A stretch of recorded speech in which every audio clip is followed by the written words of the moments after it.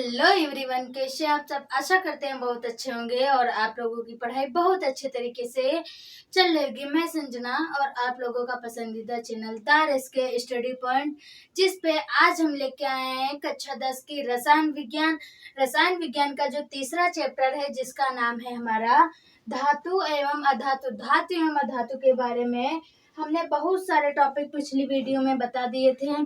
आशा करते हैं मेरे प्यारे बच्चों वो सारे टॉपिक आप लोगों को बहुत अच्छे तरीके से समझ में आए होंगे व हम भी बहुत अच्छे तरीके से समझाए थे। तो आज हमारा क्या है, आज हमारा अगला टॉपिक क्या है, आयनिक यौगिक जो हमने बताए थे उन आयनिक यौगिकों के भौतिक प्रकृति व आयनिक यौगिकों के गुणधर्म बचे थे, जो कि आज बताएंगे हम।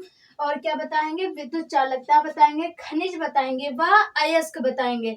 तो देरी न करते हुए चलते हैं अपने टॉपिक की ओर। तो हमारा पहला टॉपिक क्या लिखा है, पहला टॉपिक लिखा है हमारा आयनिक यौगिकों। क्या लिखा है, आयनिक यौगिकों के गुणधर्म। जो आयनिक यौगिक होते हैं उनके गुणधर्म का मतलब उनकी भौतिक प्रकृति, भौतिक गुण व भौतिक प्रकृति किस प्रकार होती है। तो आज जानेंगे इस वीडियो में। मेरे सभी बच्चे बहुत ध्यान से समझेंगे। क्या लिखा है, आयनिक यौगिकों के गुणधर्म। आयनिक यौगिकों के गुणधर्म में क्या लिखा है, पहला लिखा है गुणधर्म भौतिक प्रकृति। जो आयनिक यौगिक होते हैं उनकी भौतिक प्रकृति किस प्रकार होती है। तो आइए जानते हैं क्या लिखा है, धन और ऋण आयनों के बीच मजबूत स्थिर विद्युत आकर्षण बल होने से आयनिक यौगिक ठोस एवं थोड़े कठोर होते हैं। क्या होते हैं, आयनिक यौगिक थोड़े ठोस या कठोर होते हैं। ये यौगिक सामान्यतः भंगुर होते हैं तथा दाब डालने पर टुकड़ों में टूट जाते हैं। क्या लिखा है, भौतिक प्रकृति में हमारे क्या लिखा है, धन और ऋण, धनायन और ऋणायन क्या मतलब क्या होता है, प्लस और माइनस। जब कोई धातु होती है, जैसे कि हमारी बैटरी होती है, उनमें दो चार्ज होते हैं। कौन से होते हैं, धनायन और ऋणायन होते हैं। एक पे प्लस चार्ज होता है और एक पे माइनस चार्ज होता है। क्या बताया गया, धन और ऋण आयनों के बीच, इन दोनों के बीच क्या होता है, मजबूत स्थिर विद्युत आकर्षण बल। क्या होता है, जो मजबूत व स्थिर विद्युत आकर्षण बल होता है, उस बल के होने से आयनिक यौगिक ठोस एवं थोड़े कठोर होते हैं। विद्युत बल के होने से आयनिक यौगिक हमारे क्या होते हैं, थोड़े ठोस एवं कठोर होते हैं। आगे क्या लिखा है, ये यौगिक सामान्यतः भंगुर होते हैं तथा दाब डालने पर टुकड़ों में टूट जाते हैं। ये यौगिक क्या होते हैं, सामान्यतः भंगुर होते हैं तथा दाब डालने पर टुकड़ों में टूट जाते हैं। दाब डालने का मतलब, भंगुर क्या होता है, भंगुर हमारा जो शब्द है, भंगुर शब्द का मतलब होता है जो आसानी से टुकड़ों में टूट जाते हैं, जिसे हम लोग क्या कहते हैं, भंगुर कहते हैं। भंगुर में हमारी कौन सी आती है, भंगुर में ज्यादातर हमारी धातुएं आती हैं व अधातुएं आती हैं। कुछ अधातुएं भी ऐसे हैं जो भंगुर हो जाती हैं और कुछ धातुएं भी ऐसी हैं जो भंगुर हो जाती हैं, जो कि गर्म करने पर या कठोर होने पर ये क्या हो जाती हैं, टुकड़ों में टूटने लगते हैं, जिसे हम लोग क्या कहते हैं, भंगुर कहते हैं। दूसरा क्या लिखा है, जल में घुलनशीलता। इनके गुणधर्म की पहला गुणधर्म क्या थी, भौतिक प्रकृति था। और दूसरा क्या लिखा है हमारा, वो लिखा है जल में घुलनशीलता। जब ये जल में किस प्रकार घुलनशील होते हैं, तो आइए जानते हैं क्या लिखा है, जल में घुलनशीलता क्या होता है। लिखा है, आयनिक यौगिक सामान्यतः जल में घुलनशील होते हैं क्योंकि जल में इनके आयनों के बीच का आकर्षण बल कम हो जाता है। इस प्रकार आयन अलग अलग हो जाते हैं तथा जल के अणुओं से घिरे रहते हैं। क्या होते हैं, जो आयन होते हैं वो अलग अलग हो जाते हैं तथा जल के अणुओं से घिरे रहते हैं। आयनिक यौगिक केरोसिन, पेट्रोल आदि जैसे विलायकों में अविलय है। क्या है, आयनिक यौगिक जो है हमारा, वो मेरे प्यारे बच्चों तो क्या बता रहे थे, जल में घुलनशीलता क्या होता है, जो आयनिक यौगिक होते हैं, आयनिक यौगिक सामान्यतः क्या करते हैं, जल में घुलनशील होते हैं। जो हमारे आयनिक यौगिक होते हैं वो सामान्यतः जो हमारा जल होता है उसमें क्या होते हैं, घुलनशील होते हैं। और आगे क्या लिखा है, क्योंकि जल में इनके आयनों के बीच का आकर्षण बल कम हो जाता है। क्या होता है, जो जल होता है उस जल में हमारे जो आयनिक यौगिक होते हैं उनके बीच का जो आकर्षण बल होता है वो क्या हो जाता है, कम हो जाता है। और इस प्रकार आयन अलग अलग हो जाते हैं तथा जल के अणुओं से घिरे रहते हैं। आयनिक यौगिक कहलाते हैं। जैसे ये आयनिक यौगिक होते कौन कौन से, जैसे केरोसिन, पेट्रोल आदि विलायकों में आविलय, जो केरोसिन होता है, पेट्रोल है, इनमें क्या है, आविलय है, मतलब कि इसमें नहीं घुलते। जल क्या होता है, ये रहा हमारा जल और इसमें कोई एक आयनिक यौगिक, ये हमारा आयनिक यौगिक है। अगर ये जल में आएगा तो इसके जो बीच का आकर्षण बल होगा, जो इसके बीच का आकर्षण बल होगा उसके बीच में दूरी उत्पन्न हो जाएगी, जिससे आकर्षण बल क्या होगा, कम हो जाएगा। और हमारे इस प्रकार क्या होंगे, आयनिक यौगिक क्या होंगे, अलग अलग हो जाते हैं तथा जल के अणुओं से घिर जाते हैं। क्या हो जाते हैं, जो जल होता है उसके अणुओं से ये घिर जाते हैं। और आयनिक यौगिक केरोसिन, पेट्रोल आदि जैसे विलायकों में क्या होते हैं, अविलय होते हैं। ये हो गया हमारा आयनिक यौगिकों के गुणधर्म। मेरे प्यारे बच्चों, ये वेरी मोस्ट इम्पोर्टेंट टॉपिक है, वेरी मोस्ट इम्पोर्टेंट टॉपिक सन 2027 यूपी बोर्ड के लिए। किसके लिए, ये वेरी मोस्ट इम्पोर्टेंट टॉपिक है सन 2027 यूपी बोर्ड के लिए। मेरे सभी बच्चे एक बार चैनल को सब्सक्राइब कर लें। मेरे सभी बच्चे जो नए हैं चैनल में, सभी बच्चे चैनल को सब्सक्राइब कर लें और सभी अपने दोस्तों के पास शेयर करें, जिससे कि जिन बच्चों को नहीं पता है वो बच्चे भी हमारे चैनल पे जुड़ जाएं। और इस समय हमारी वीडियो नहीं अपलोड हो रही थी, लेकिन आपके RSK सर इस समय बहुत जोरों शोरों से ग्रामर की तैयारी करवाने में लगे हैं। वह बहुत जल्दी आप लोगों के ग्रामर का सब्जेक्ट भी पूरा हो जाएगा। उसके बाद क्या हमारा जो ये सामाजिक विज्ञान भी आ रहा है, ये भी आने लगा है हमारे चैनल में। लेकिन हमारा क्या, हमारा जो बायोलॉजी चल रहा था, बायोलॉजी में केवल एक चैप्टर बचा है। और हिंदी जो है, हिंदी का सिलेबस अभी थोड़ा ज्यादा है, लेकिन जो हमारी केमिस्ट्री है, केमिस्ट्री का भी हमारा केवल एक चैप्टर बचा है।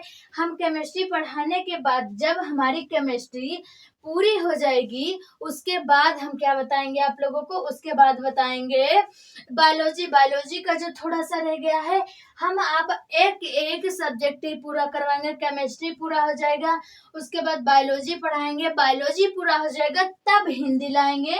और हिंदी जब तक कि हमारी इंड होगी और टाइम बचेगा तो हम आप लोगों को फिर से रिपीट करवा देंगे। वह रिपीट करवाने के बाद आप लोगों को इम्पोर्टेंट क्वेश्चन बताने लगेंगे। मेरे सभी बच्चे बहुत ध्यान से समझेंगे। अब आगे क्या बताया है, विद्युत चालकता। अब आप लोगों को बताएंगे विद्युत चालकता। विद्युत चालकता जो होती है वो किस प्रकार होती है, ये जानते हैं। तो क्या लिखा है, विद्युत चालकता वह गुण है जिसके कारण कोई पदार्थ अपने अंदर से विद्युत धारा को गुजरने देता है, विद्युत चालकता कहलाता है। क्या होता है, विद्युत चालकता वह पदार्थ है, यानी कि विद्युत चालकता क्या है, हमारा वह गुण है, जो विद्युत चालकता है वह गुण है जिसके कारण क्या होता है, कोई पदार्थ अपने अंदर से क्या होता है, विद्युत चालकता वह गुण है जिसके कारण कोई पदार्थ अपने अंदर से होकर विद्युत धारा को क्या करता है, गुजरने देता है, या अपने अंदर से होकर विद्युत धारा को निकलने देता है, जिसे जिसे हम लोग क्या कहते हैं, जिसका वह गुण हमारा विद्युत चालकता कहलाता है। जैसे कि क्या लिखा है जैसे कि कौन कौन से होते हैं विद्युत चालकता वाले पदार्थ, कौन से, तांबा, एल्यूमिनियम, चांदी आदि। जो तांबा है हमारा, तांबा का तार जो होता है यह हमारे पंखों में भी लगा होता है, जिससे कि तांबे के तार से होकर जब हमारी विद्युत धारा गुजरती है तभी तो हमारा पंखा घूमता है, जिससे हमारे पंखे से हवा आती है। ये हमारा विद्युत चालकता कौन सा पदार्थ है, तांबा है। एल्यूमिनियम का तार भी बहुत से पंखों में लगा होता है। जो चांदी होती है हमारी, चांदी भी हमारी विद्युत चालकता का एक पदार्थ है। तो ये रहा हमारा विद्युत चालकता। मेरे सभी बच्चे बहुत ध्यान से समझेंगे। आगे क्या लिखा है, खनिज। खनिज क्या होते हैं आइए जानते हैं। लिखा है प्रकृति में पृथ्वी के तल पर तथा पृथ्वी के अंदर विभिन्न धातु विभिन्न रूपों में पाई जाती हैं। पृथ्वी में धातु तथा यौगिक जिस रूप में मिलते हैं या जिस रूप में प्राप्त होते हैं खनिज कहलाते हैं। क्या लिखा है? पृथ्वी यानी प्रकृति जो हमारे क्या है, प्रकृति है, जो हमारे ये वातावरण है, पर्यावरण है, इसमें पृथ्वी के तल पर, हमारी पृथ्वी पर भी, और पृथ्वी के तल के अंदर क्या होता है, जो हमारी पृथ्वी है उसके तल के अंदर भी क्या होता है, विभिन्न धातु विभिन्न रूपों में पाई जाती है। जो विभिन्न धातुएं होती हैं वो क्या होती हैं, वो विभिन्न रूपों में पाई जाती हैं। तो इसे क्या कहते हैं, पृथ्वी में धातु तथा यौगिक। लेकिन इसकी एक साधारण सी परिभाषा है, वो क्या है, पृथ्वी में धातु तथा यौगिक जिस रूप में पाए जाते हैं या जिस रूप में प्राप्त होते हैं उसे क्या कहते हैं, वे सभी खनिज कहलाते हैं। क्या कहलाते हैं? पृथ्वी में धातु तथा यौगिक जिस रूप में पाए जाते हैं उसे क्या कहते हैं, खनिज कहलाते हैं। उदाहरण में क्या लिखा है, उदाहरण लिखा है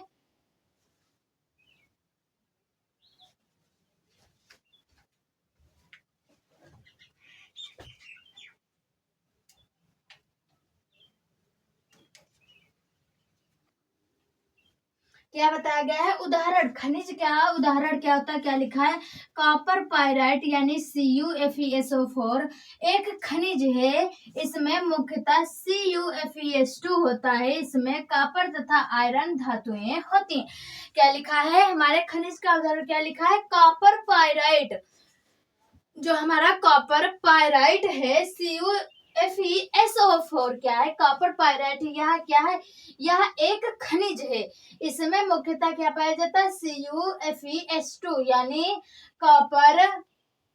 कॉपर पायराइट का, ये कॉपर पायराइट नहीं, ये हमारा दूसरा पदार्थ लिखा है, होता है। इसमें कॉपर तथा आयरन धातुएं होती हैं। मेरे सभी बच्चे बहुत ध्यान से समझेंगे व एक बार चैनल को सब्सक्राइब कर लेंगे। मेरे सभी बच्चे सेशन को लाइक कर देंगे। आगे क्या लिखा है, अयस्क। अयस्क क्या होते हैं, आइए बताते हैं क्या लिखा है, उस खनिज को जिसमें से किसी धातु को सरलता पूर्वक तथा कम खर्च में अलग किया जाता है उसे धातु का अयस्क कहते हैं। क्या लिखा है, अयस्क। उस खनिज को जिसमें से किसी धातु को सरलता पूर्वक तथा कम खर्च में अलग किया जाता है उसे धातु का अयस्क कहते हैं। बहुत ध्यान से समझेंगे मेरे सभी बच्चे, ये वेरी मोस्ट इम्पोर्टेंट टॉपिक है। अयस्क, खनिज, लवण, धातु, अधातु, ये सभी हमारे क्या है, ये वेरी मोस्ट इम्पोर्टेंट टॉपिक है। ये शॉर्ट क्वेश्चन में बहुत बार पूछे जाते हैं व MCQ क्वेश्चन में भी इनके बारे में पूछ सकते हैं व इनका उदाहरण भी पूछ सकते हैं।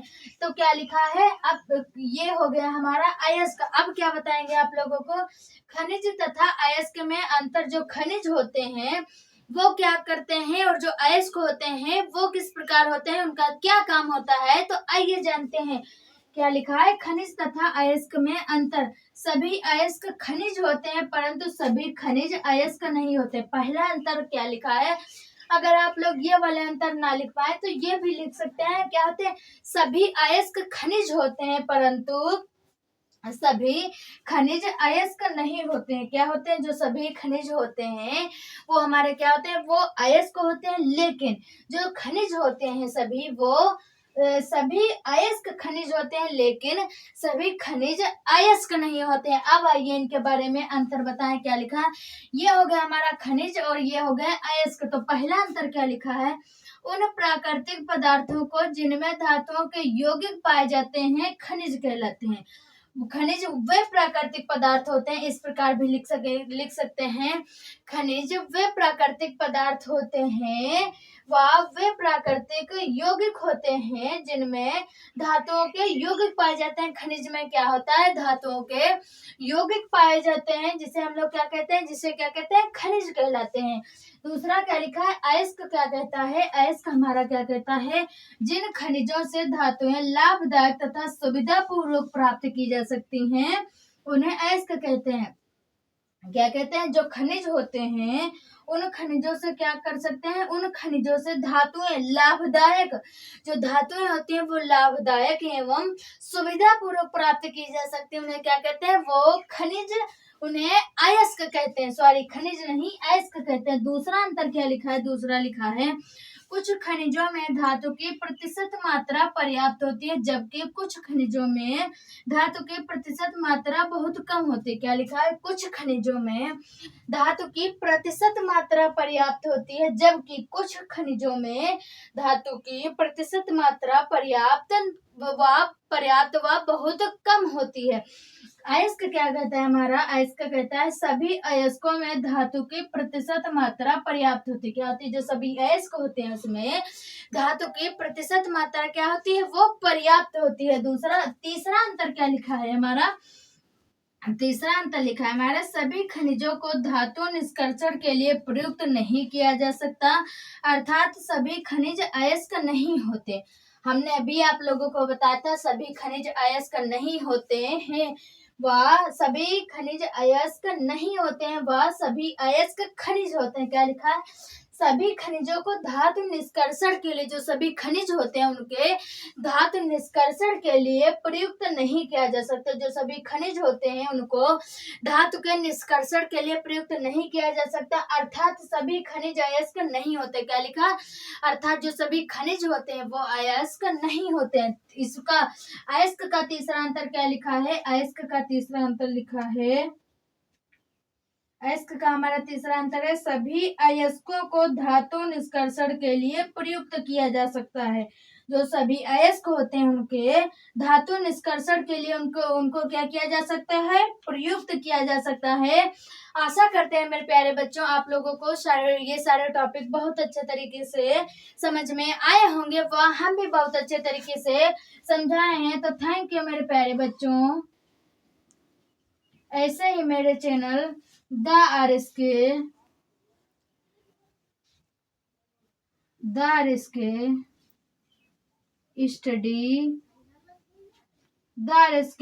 स्टडी पॉइंट को सपोर्ट करते रहिए। हम आप लोगों को शॉर्ट से शॉर्ट तरीका पढ़ाने में यूज करेंगे। वह मेरे सभी बच्चे एक बार चैनल को सब्सक्राइब कर देंगे। आप लोगों को इतने सारे टॉपिक बता दिए हैं, अब आप लोगों को अगली वीडियो में इसी लेसन के अगले टॉपिक बताएंगे। तो तब तक के लिए नमस्कार, प्रणाम, राधे राधे। मिलते हैं आप लोगों को अगली वीडियो में अगले टॉपिक के साथ।